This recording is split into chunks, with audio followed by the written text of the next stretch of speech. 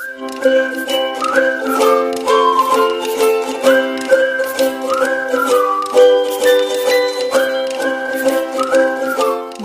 নাস্তার জন্য একদম সহজভাবে আমি বানাবো চিকেন ললিপপ আর পটেটো ফ্রাই করে নিব। তার জন্য প্রথমেই মুরগির পাখনাটাকে আমি ললিপপ শেপ করে নিচ্ছি। কিভাবে করলাম এটা আমি দেখিয়ে দিলাম। এই তো হয়ে গেছে এটা। এখন আমি এখানে মশলা অ্যাড করে নিব।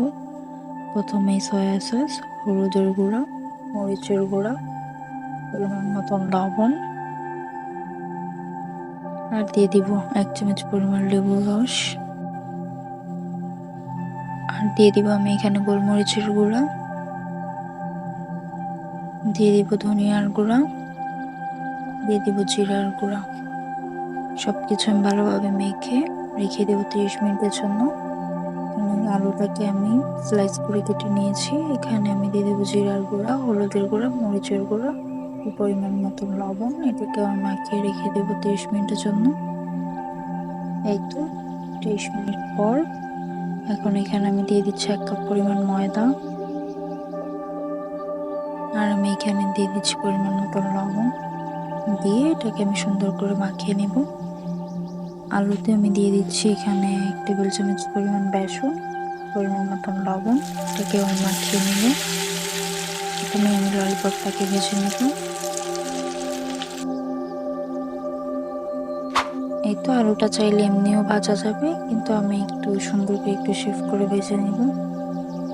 টুথপিকের সাহায্যে এভাবে আমি একটু সাজিয়ে নিচ্ছি। ব্যাস, এই তো চিকেন ললিপপ ভাজা হয়ে গেছে। এখন আমি আলুটাকে ভেজে নেব।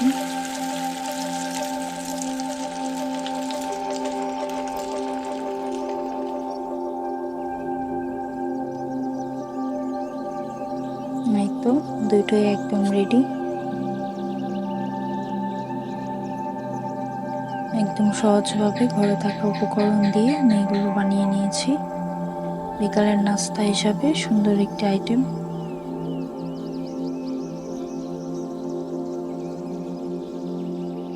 এই তো আলুটাও কিন্তু বেশ মচমচে হয়েছিল, আর চিকেনটাও ভালোভাবে একদম সিদ্ধ হয়েছিল।